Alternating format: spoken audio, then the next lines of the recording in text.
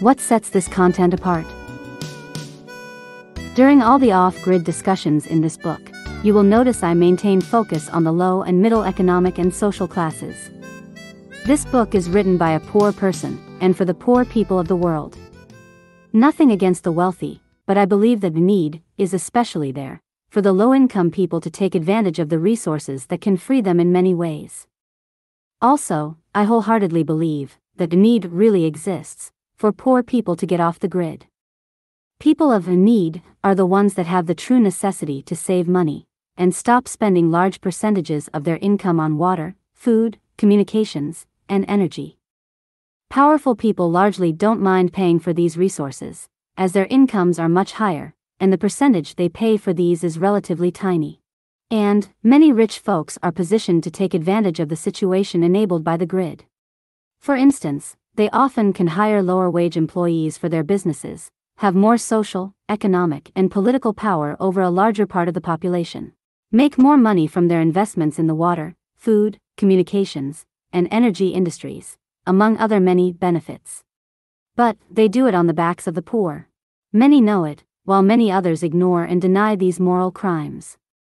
This book is not about a story of a wealthy person who just purchased a countryside cabin and is heroically working hard to be off the grid.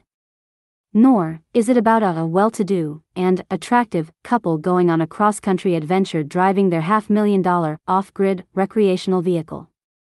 Nor is this book about the high-income ex-city dweller that had enough of the grind and has now moved to the desert, bringing with her all the luxuries of the city and boasting about living sustainably.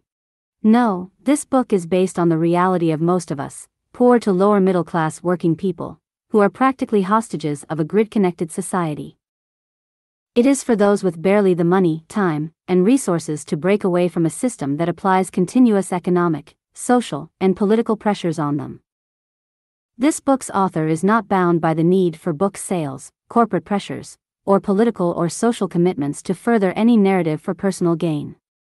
I don't hide the fact that I am, currently, deep into the same situation as most other people, in debt, having to work for a living, and struggling to balance between my desire to help the planet and help my loved ones and self. Here, I don't hide that I too struggle to get and remain off the grid, and I lay plain the difficulties, roadblocks, and advantages of getting off the grid.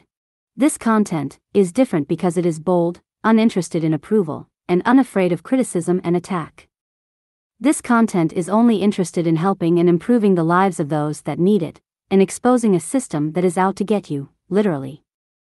And this content provides down-to-earth and attainable solutions, acknowledging the economic and other limitations of its audience. Here, I attempt to provide the reasoning, inspiration, resolve, limitations, benefits, and step-by-step guidance on living off the grid. And I promote living off the grid as a lifelong quest, a lifestyle, and a community. Make no mistake, I exclude no one. I embrace the poor and rich, lowly and elite, of course, considering that all extremes, the very poor and rich, are victims of sorts, of the same artificially propped system. A system that has pushed inequality to greater and greater heights.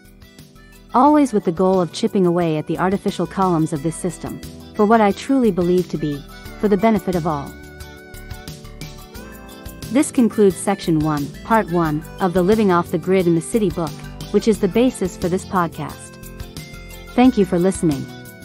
And thank you for listening to this podcast. Please look for the next episode soon. And please ensure you share this with your friends and family. And please like this content and subscribe as a sign of support, and for me to continue to provide this type of content to more people like you. By Hector Vladimir. September 8, 2023. Georgia, USA.